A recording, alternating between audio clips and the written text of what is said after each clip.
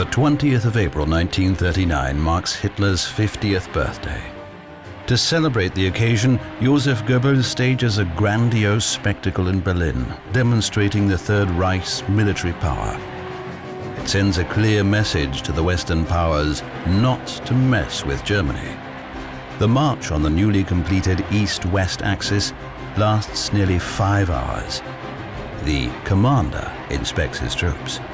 Joseph Goebbels notes in his diary, "The Führer is fated like no other mortal has ever been." In the summer months of 1939, Hitler spends very little time in Berlin. He chooses to organize the war over Danzig and against Poland away from the Reich's capital. The majority of the German population is aware that peace in Europe is hanging by a thread. People hope that Hitler will once again achieve his goals without bloodshed. One journalist writes, "One can't help observing that people are enjoying themselves with reckless abandon."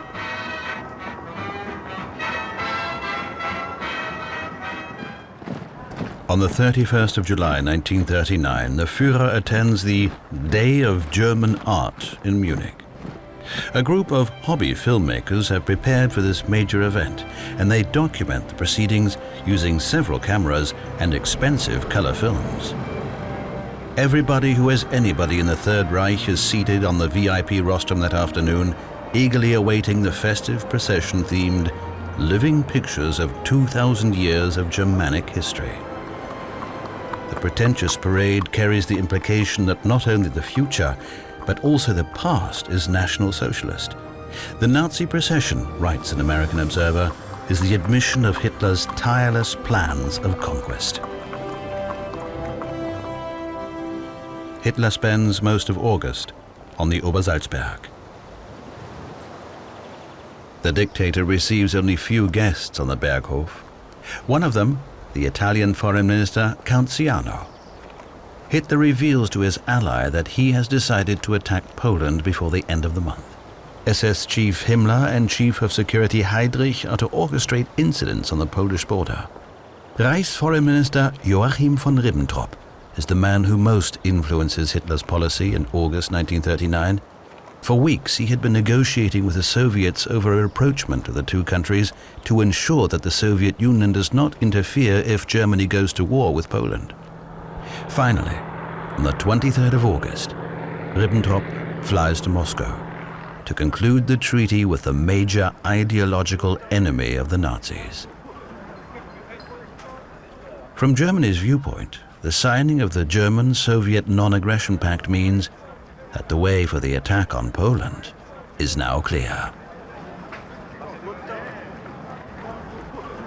It was a devil's pact, but a devil's pact that served both countries brilliantly well at the time. For Germany, it meant that the eastern flank was now secured. They could attack Poland with complete impunity from the point of view of the Soviet Union. And as regards the Soviet Union, the pact served to buy them time.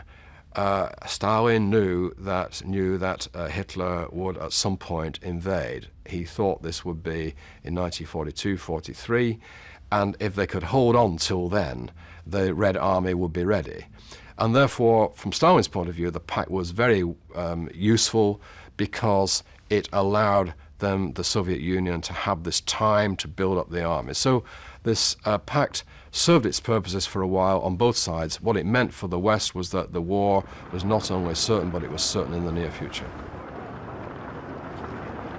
Danzig becomes a plaything in Hitler's diplomacy of intimidation. The majority of the population is German, but the city is surrounded by Polish territory.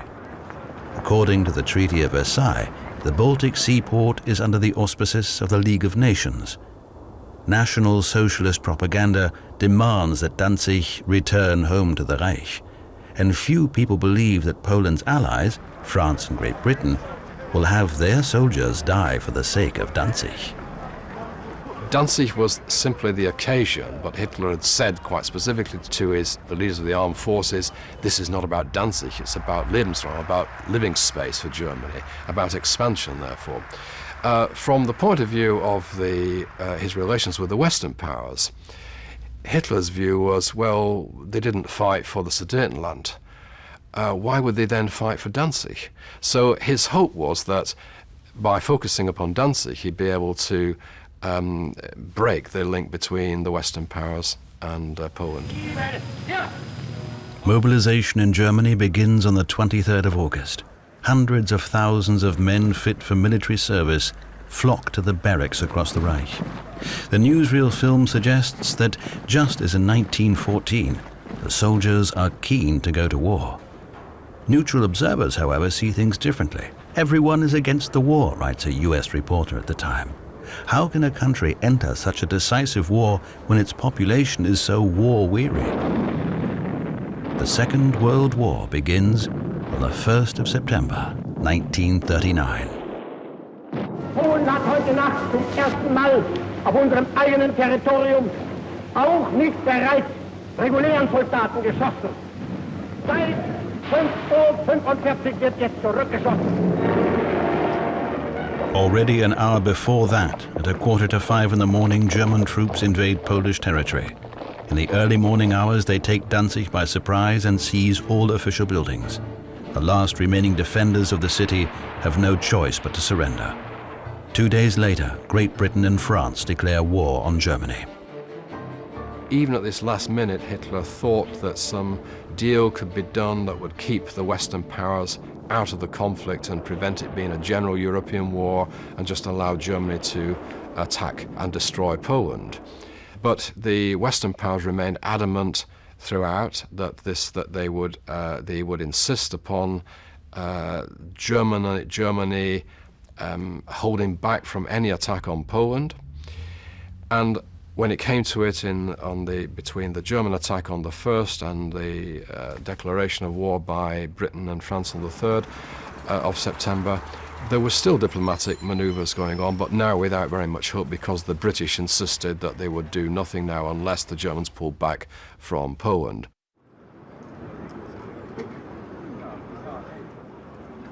From the 4th of September onwards, the Führer is always close to the front. A rare amateur film has captured him during a visit to German troops in Poland. It's plain to see that Hitler is in his element. The war stimulates him so much that he insists on driving through the combat zones in an open car. Even before the commencement of the campaign, Hitler had declared that his target was the obliteration of Poland. As early as the 5th of September, the Chief of General Staff notes, the enemy is practically defeated. In view of the superiority of the Wehrmacht with its 1.5 million soldiers, Poland's last defenders surrender on the 6th of October. The armed forces paid tribute to the Führer with a victory parade on the streets of Warsaw. Now, only a coup or an assassination can stop Germany from descending irrevocably into barbarity.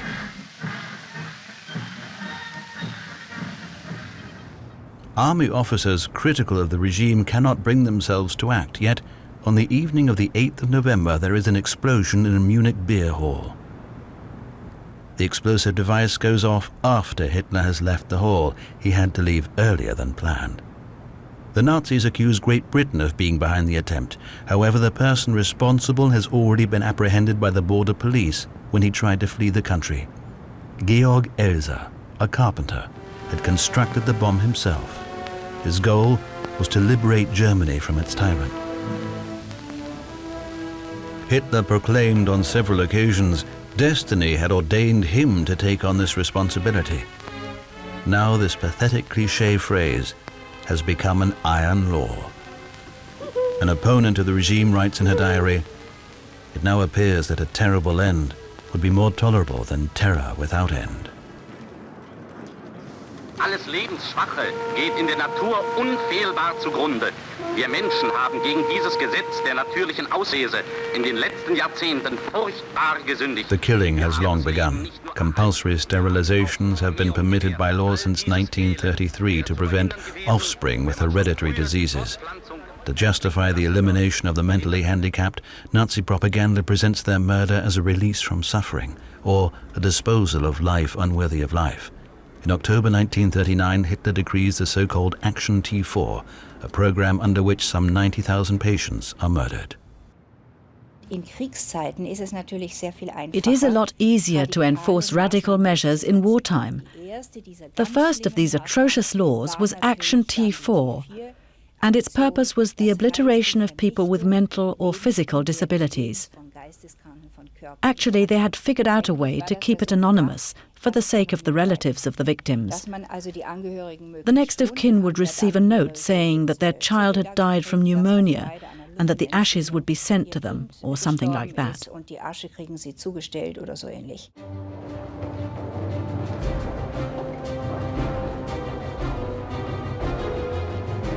At the beginning of 1940, Adolf Hitler receives workers' and farmers' delegations in the Reich Chancellery in Berlin. Hundreds of thousands of men were conscripted when the war started, and they are now lacking in industry and agriculture. It becomes vital to motivate the people on the home front. Armaments production does not meet the demands of the dictator. Initially, the development of the armaments program was based on the assumption that the war would start in 1942. Hitler, however, is not dissuaded from his plans of conquest. Preparations for an assault of German troops on Scandinavia under the code name Operation Weserübung, Operation Weser Exercise, are in full swing. In den Morgenstunden des 9. April landeten in zahlreichen Häfen Norwegens und Dänemarks deutsche Truppen. Neugierig sehen die Kopenhagener der Landung immer neuer deutscher Truppen zu.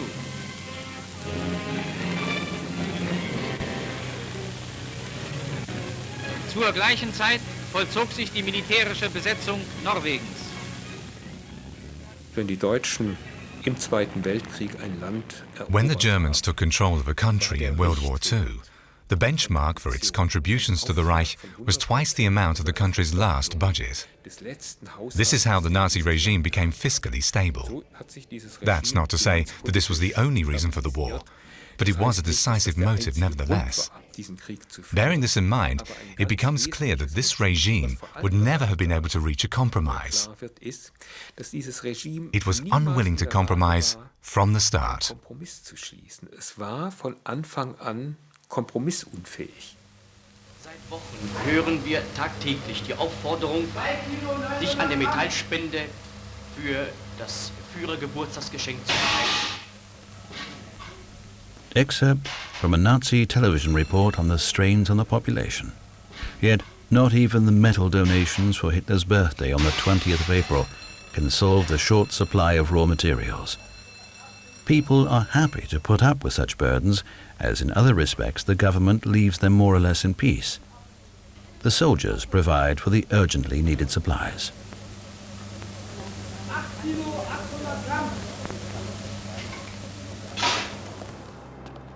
These images are shot by Edgar Forsberg, an army lieutenant stationed in occupied Poland. As of November 1939, all Jews have to wear a white armband with a blue Star of David. In mid-1940, the Nuremberg race laws take effect here too. Jewish citizens are systematically deprived of their rights and plundered. On request of any German authority in need of laborers, Jews are picked up on the street and taken away in convoys. Soon, so-called Jewish councils are set up, and one of their tasks is to provide workers whenever the Germans demand it. Hitler spends the spring of 1940 on the Berghof near Berchtesgaden, from where this private footage originates. His entourage, consisting of adjutants, secretaries, and old companions, is assembled on the terrace. The dictator is planning the war against France. He believes that if he manages to win it before Great Britain can gain a foothold on the continent, the British will be begging for peace. Since France declared war on Germany, the border separating the two countries has been fortified. All traffic connections have been severed. Edgar Forsberg's Bear Division, or Bärendivision, has meanwhile been transferred to the Saarland. demonstrating its readiness for action in maneuvers with gas masks and smoke grenades. It has been quiet for months now on the Western Front. The French gave this phase the name drôle de guerre, the phony war. The blitzkrieg against France begins on the 10th of May 1940 with the Operation Fall Gelb, Case Yellow. 118 Wehrmacht divisions push through neutral Belgium, Holland and Luxembourg and move in on France.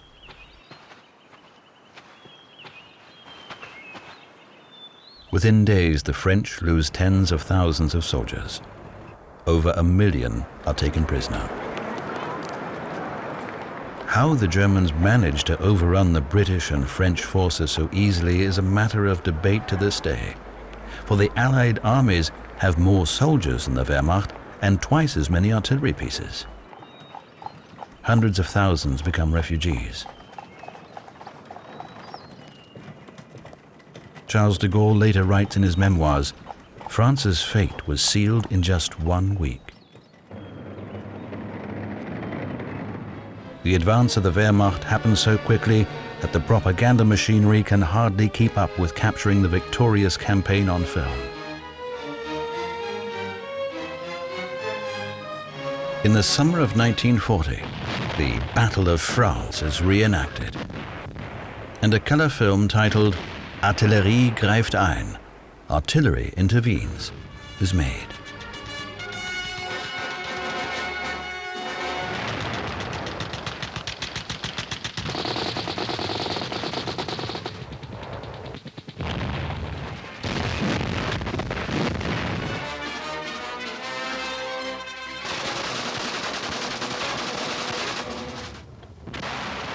In actual fact, the resistance of the French and British forces is broken after just a few weeks. Hundreds of thousands of Allied soldiers are cut off and trapped near Dunkirk. Then Hitler orders his panzer divisions to halt, wanting to conserve them for the advance southwards. Luftwaffe commander Göring has promised to finish off the enemy forces with his aircraft. But despite heavy bombardment, nearly 340,000 British and French soldiers can be evacuated on ships.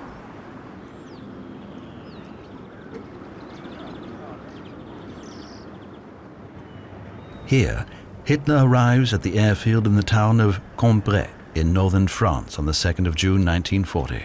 Wounded German soldiers were hastily flown in to serve as accessories in the Führer's propagandist appearance. Hitler's pilot Hans Bauer documents the scene with his camera. The victorious Wehrmacht leaders at lunch. On the 13th of June, the French government declares Paris an open city. On the following day, the Wehrmacht marches into France's capital. 4 days later, the French government under Marshal Pétain appeals for an armistice. A triumphant Hitler takes a tour around occupied Paris at dawn. This film was taken on the front terrace of the Palace on the Trocadero. Albert Speer later reports that it was at this moment that Hitler decided to refrain from his plans to destroy Paris. When we are finished in Berlin, he apparently told his architect, Paris will only be a shadow. On the afternoon of the 21st of June 1940, Hitler arrives at Compiègne, a city northeast of Paris. The dictator wants to be present at the signing of France's submission. For the occasion, he had the same railway carriage in which the Germans had to sign the surrender armistice that marked the end of World War I taken out of the museum. The dictator wants moderate armistice terms. All his words reflect his wish to come to a conclusion swiftly, comments the Italian foreign minister. Hitler is like a player who has broken the bank. He just wants to leave the gambling table without risking anything anymore. His reaction towards the French was a relatively lenient peace because he was already thinking of the next step, and the next step was the Soviet Union. So within a matter only of a few weeks after this stupendous victory over the French and forced the British back across the Channel, Hitler was now telling his generals to prepare for the war against the Soviet Union. which he was envisaging as taking place in the spring of the following year, spring of 1941. The way he put this to his generals, the strategic motive for the attack on the Soviet Union was now that he couldn't get the British out of the war. The British were adamant they were now not moving to come to any terms with Germany, even after the defeat of France. So what Hitler said to his generals was that we have to destroy Britain's last hope on the continent, which is the Soviet Union. If we destroy the Soviet Union, Britain will be forced to come to terms. America, standing in the shadows behind Great Britain, would then keep to its own hemisphere. Germany will effectively then have won the war. So the notion was defeat London via Moscow. On the 6th of July 1940, Hitler returns to Berlin as a victorious commander-in-chief. Nazi Germany is in a state of triumphant euphoria. The Reich's capital, in the summer of 1940, peace has temporarily returned after the successful campaigns against Poland and France. The war seems a long way away, and Germans enjoy the summer. Just like every other summer, Berliners bask in the sun around the Wannsee Lake. Absolute calm in politics and warfare, notes propaganda minister Goebbels in his diary.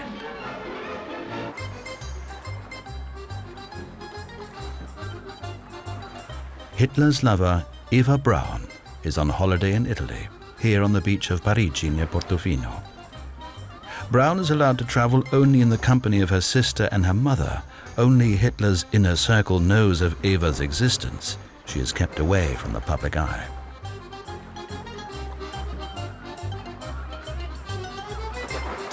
Following the resignation of Neville Chamberlain on the 10th of May 1940, Winston Churchill is installed as Great Britain's Prime Minister. Within a few weeks, he becomes Hitler's worst enemy. Churchill rapidly developed into the complete antithesis of Hitler, this symbol of British defiance and resistance. And in late May, Churchill succeeded in persuading the British War Cabinet not to come to terms with Hitler via Mussolini, but to stay in the war, although at that time he had no hopes, no immediate hopes certainly, of any help from America. Britain stayed in the war, managed to get the troops back from Dunkirk. Churchill turned a major defeat into a great triumph and spoke about the miracle of Dunkirk. And from then on, his speeches from late May 1940 onwards, the speeches that he gave became themselves a rhetorical weapon of British resistance to Germany and a very important element in shoring up British morale at that time. The Battle of Britain begins in July 1940. The objective of the campaign being to prepare an invasion of the island. The Germans can now use airfields in Belgium, Holland, and northern France, enabling them to fly with less fuel and thus carry larger payloads. Despite the disaster in France, morale in Britain is high, not least thanks to Winston Churchill, whose fervent speeches inspire the population. In the air battles over England, Royal Air Force pilots inflict heavy losses on the German Luftwaffe.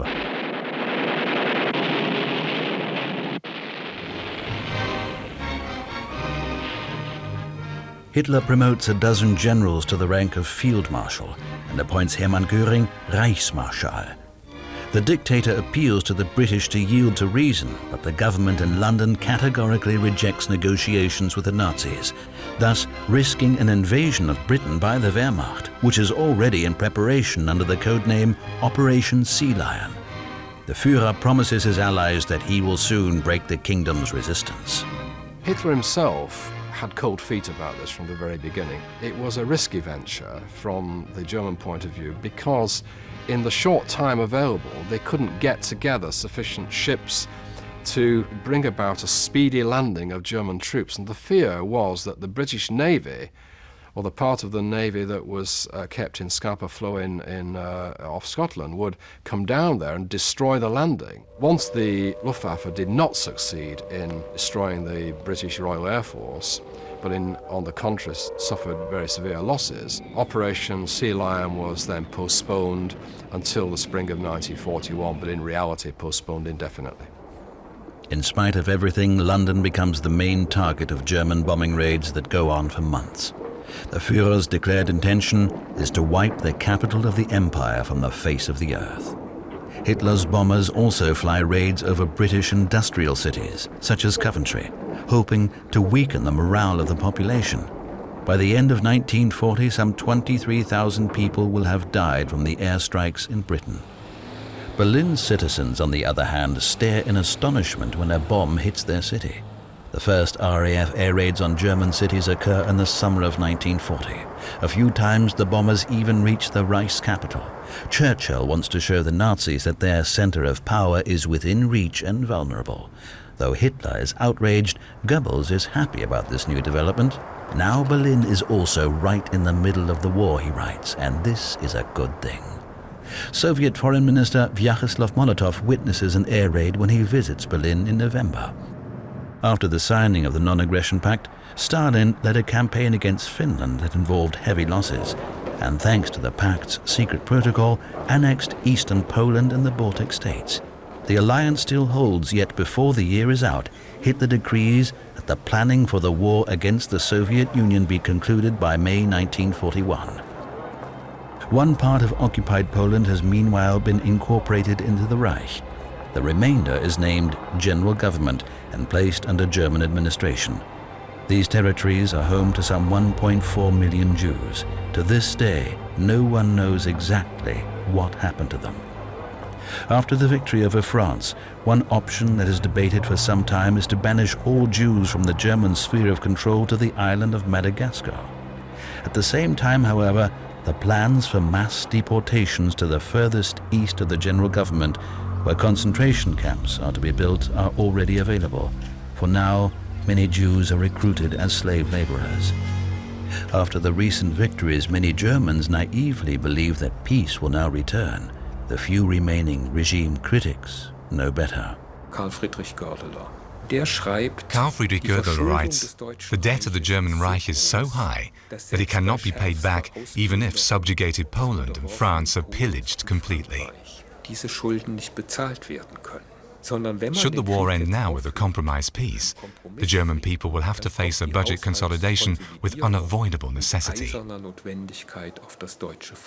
He assumes that the Nazi regime will follow the easy path, continue the war, and attack more and more countries.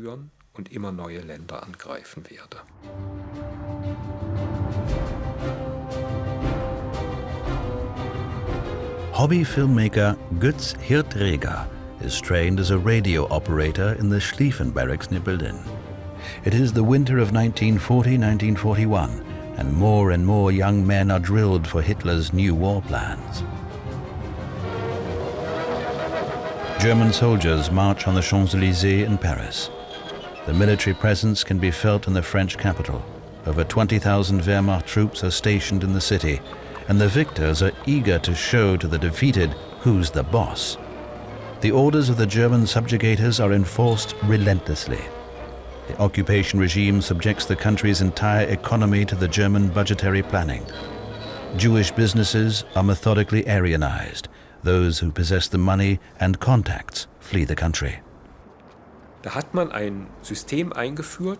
introduced a system according to which German soldiers could take money with them or have money sent to them when they were stationed in the occupied countries, which they could then exchange to the respective local currency.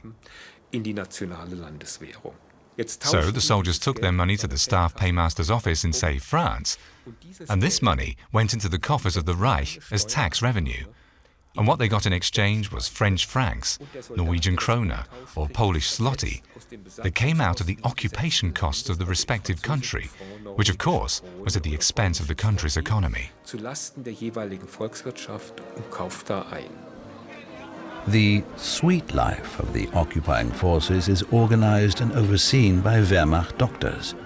They commandeer brothels all around France, where prostitutes entertain the German troops. Commissioned officers favor more sophisticated sexual services. This rare footage originates from one such upmarket establishment and is probably shot in occupied Paris. On the 1st of May 1941, Adolf Hitler visits Vienna. Just as during his 1938 visit, Austrians line the streets to celebrate their Führer. His charisma is still unbroken.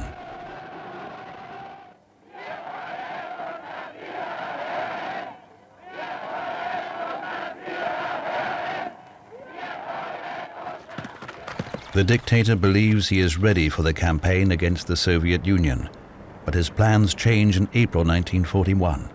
He must first send his troops to a different front.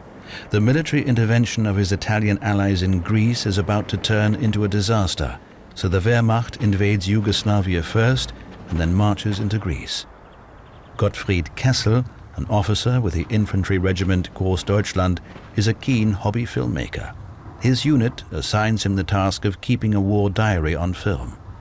After 11 days of fighting, the Yugoslav army surrenders unconditionally. Some 350,000 soldiers become prisoners of war.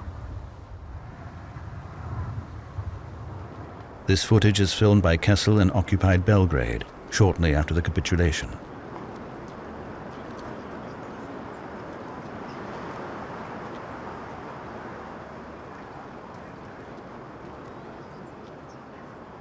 Serbian soldiers are imprisoned in the citadel of the Yugoslav capital.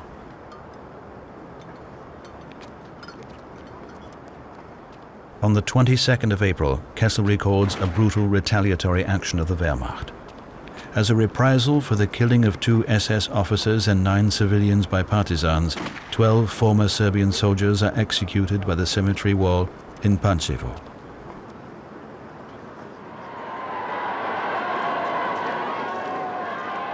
The influence of Hitler's deputy Rudolf Hess has been dwindling since the start of the war.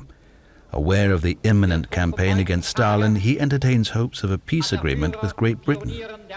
On the 10th of May, Hess flies to Scotland alone in an aircraft manufactured by Messerschmitt, believing he can instigate peace talks with the British government.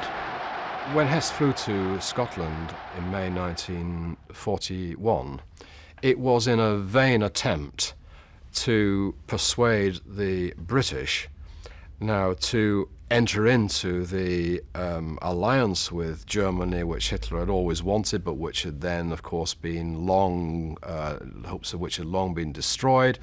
And at the last minute, Hess, worried about the prospect of a two-front war, now thought that he personally could intervene, use his contacts within the British establishment, maybe even to reach the king himself, to persuade the British to see sense and at least not stand in Germany's way in this. Of course, all that happened was that Hess was arrested, imprisoned, and the British, surprisingly, to some extent, did not make as much of a propaganda coup out of this as might have been thought. Hess's attempt is presented to the German public as an act of treason.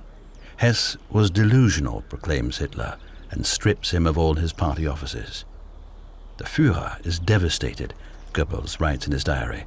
What an image for the world to see. A mentally disturbed man was second in command behind the Führer. Appalling and unthinkable.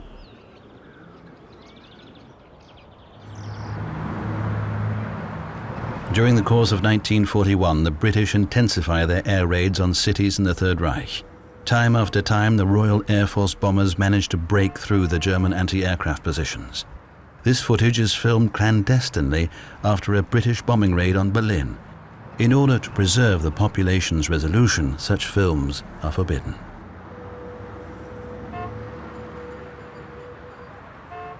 The early hours of the 22nd of June 1941 marked the launch of Operation Barbarossa.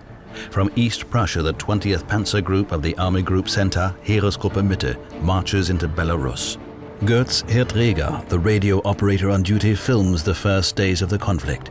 The Red Army is taken by surprise, and within 4 weeks Hitler's soldiers advance deep into Ukraine. The Nazi leaders think they will be able to crush the giant with feet of clay in one blow. Der Krieg gegen die Sowjetunion ist ganz klar. The war against the USSR was quite clearly a war with primarily economic and political objectives. From the start, the entire planning was based, on the one hand, on the assessment of the Reich Ministry of Nutrition that tens of millions of people in the Soviet Union would have to die in order that the Germans could avail themselves of the agricultural produce, especially in the Ukraine. The corresponding directive was drawn up several weeks before the war began. The other main objective was raw materials, to take possession of the oil fields in Baku, but also of the coal and iron ore deposits, and utilize them for the Nazi war machinery. Hitler's battle-tried divisions inflict heavy defeats on the Red Army. Hundreds of thousands of Soviet troops are captured. The Führer orders that all political commissioners be executed at once. The rest are cooped up in provisional camps. The survivors are taken to Germany and become slave laborers.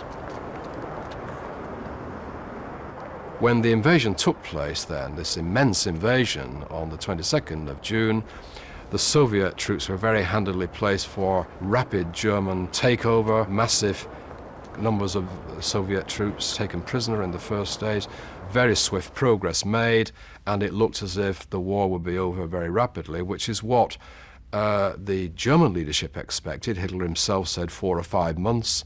Some of the military thought even less than that. But they weren't on their own, because British intelligence and American intelligence reckoned that the Germans would win this victory within weeks, not within months.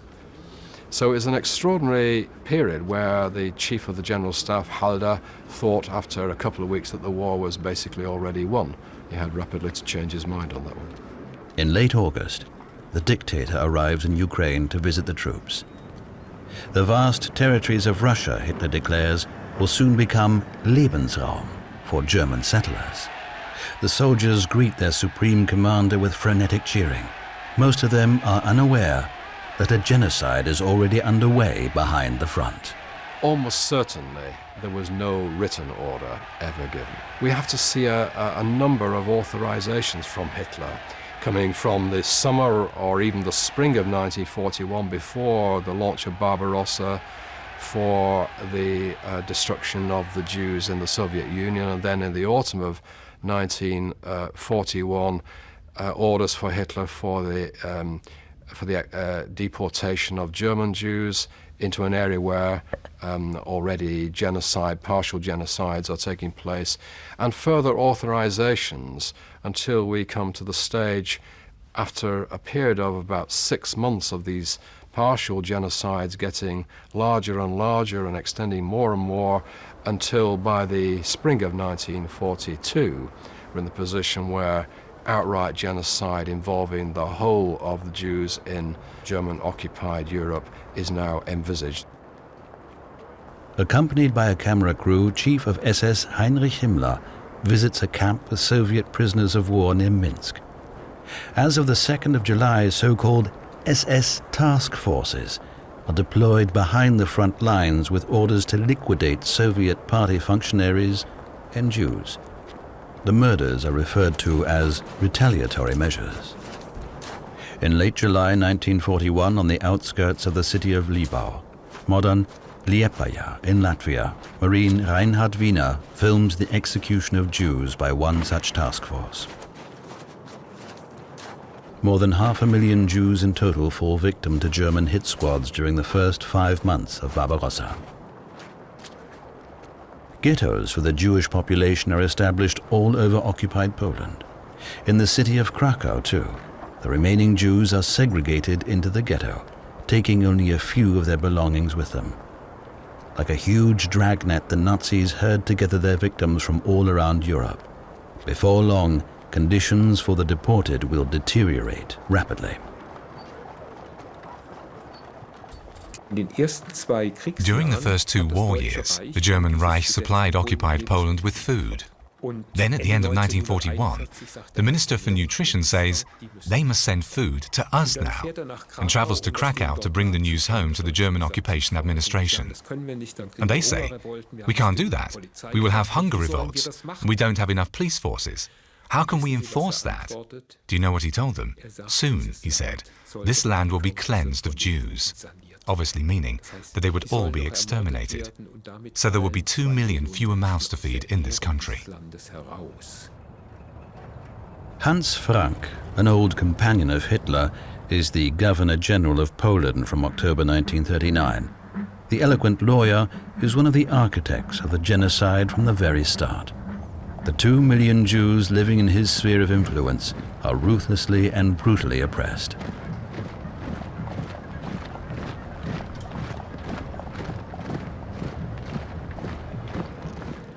Rain and mud slow down the advance of the German troops deeper into the USSR.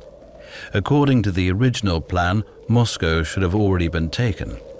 Also, their supplies are running low and the equipment is deficient. It's a known fact that the German army marched into the Soviet Union without winter equipment. The reason was that their advance would have been a lot slower if they'd had to drag the equipment along, so they set off with lightweight tackle. Here too, one can recognize the 3-month calculation in Hitler's political thinking. We either make it or we don't. And if we don't, then we will go down. But in order to make it, we must put all our eggs in one basket. Ultimately, this is what brought about the disaster outside Moscow and Leningrad in the winter of 1941 to 42. Hitler orders an attack on Moscow, but the emaciated troops on the front have to halt their advance in the snowdrifts. Of course, the German propaganda presents a different picture. Südwestlich von Moskau greifen die Panzer der Gruppe Guderian an. Die Bolschewiken hatten auch hier die Dörfer zu festungsartigen Stützpunkten ausgebaut, um die zähe und hartnäckig gekämpft werden musste. Die deutschen Infanteristen, Pioniere und Panzerschützen zeigten sich auch hier den Sowjets kämpferisch weit überlegen. Nur die besten Soldaten der Welt werden auch mit diesen ungeheuren Schwierigkeiten fertig. These images are from early November 1941 in the Special Shop for Jews in Stuttgart's Seestraße. At this time, 163,000 Jews still live in the Third Reich. They are required to wear the Star of David on their clothing.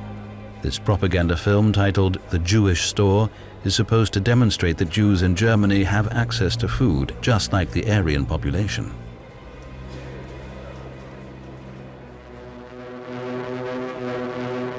On December the 7th, the coordinates of the Second World War change abruptly when Japanese bombers and fighters attack the U.S. naval base at Pearl Harbor on Hawaii. For U.S. President Roosevelt, the attack comes at the right time. Pearl Harbor plunges the country into a patriotic frenzy. America declares war on Japan, and Hitler reacts promptly.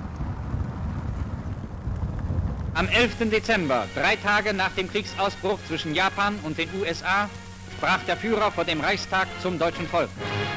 Deutschland und Italien hätten sich nunmehr entschlossen, Seite an Seite mit Japan, gemeinsam den Kampf zur Verteidigung der Freiheit und Unabhängigkeit ihrer Völker und Reiche gegen die Vereinigten Staaten von Amerika und England zu führen. From Hitler's own perspective, this attack by Japan gave him now a chance, he thought, to win the war. And the chance was that the Japanese would now tie down the Americans in the Pacific. This would then free up the U-boats to attack in the Atlantic, and the Atlantic War, he thought, would be decisive. The Battle of the Atlantic would be decisive because if the German U-boats could prevent American shipping getting to Britain, Britain would be once more forced to come to the conference table, and Germany would effectively have won the war in Europe. So the attack on Pearl Harbor momentarily seemed to give Hitler the chance that he had been wanting.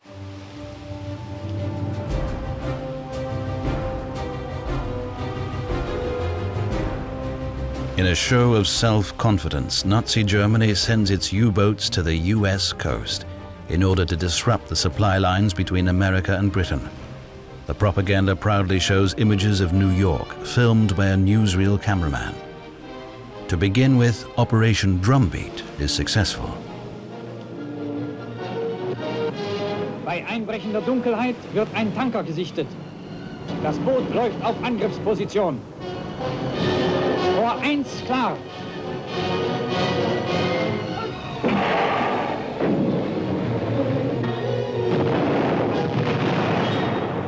Treffer! Bei seiner Rückkehr erzählte Kapitänleutnant Topp: Wir haben den Amerikanern diesmal einen Fackelzug von brennenden Tankern gebracht. The U-boat captains willingly supply the propaganda machinery with a distorted picture of a chivalrous war. Kapitänleutnant Topp versenkte mit seinem Boot bisher 208.000 Tonnen feindlichen Schiffsraumes. Auf seiner letzten Fahrt schickte er allein 7 feindliche Handelsschiffe, darunter 5 voll beladene Tanker auf den Meeresgrund. Propaganda Minister Joseph Goebbels sees to it that such reports are eagerly absorbed by the Germans. As Hitler now appears very rarely in public, Goebbels takes on the role of the dictator on the home front. This footage is filmed during a speech in Munich, but was never shown in German cinemas. The time is not yet ripe for Goebbels' total war.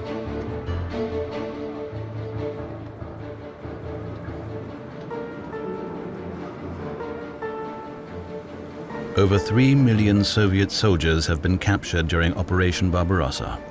The propaganda portrays them as inferior people, Untermenschen, who deserve no pity or help from the German population. The prisoners are severely neglected. Hundreds of thousands of them die in the camps in 1942.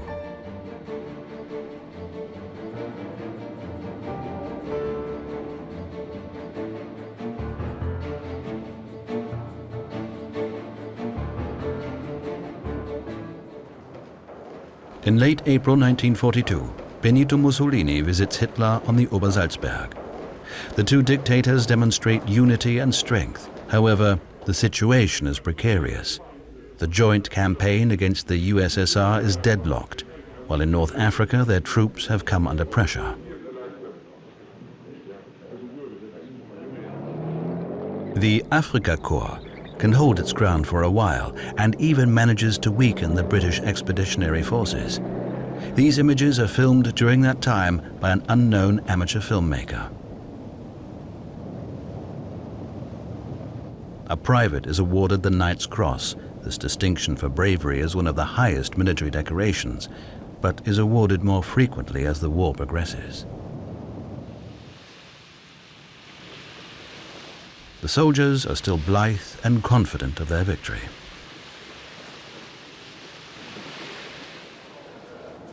Jews from Stuttgart are congregated in an assembly camp, ready to start their journey to the east as requested by the German authorities. Most of them believe they will be interned in labor camps. Ministry and security forces officials, however, are long privy to the fact that the final solution is already underway. 11 million European Jews are to be deported to extermination camps. By the spring of 1942, then the process of partial genocides are now congealed into one all-out attempt to destroy the Jews physically throughout Europe. And this process was now unstoppable. The machinery had been set up, the bureaucratic apparatus was in place, and the Jews were being caught and deported in whichever country they were to be found. So the process was now unstoppable. There was a momentum, a dynamic that had been set into place, which was now really independent of any particular individual. It would continue until the Jews were destroyed. The Warsaw Ghetto houses some 400,000 people. They live like tinned sardines in appalling conditions. A classified report issued by the German propaganda department on the 21st of March 1942 reads, "The number of deaths in the ghetto still fluctuates around 5,000 per month." A doctor in the ghetto reports, "People fall asleep in a bed or on the street and are dead by the following morning." And the German governor of Warsaw predicts, all that will remain of the Jewish question will be a cemetery.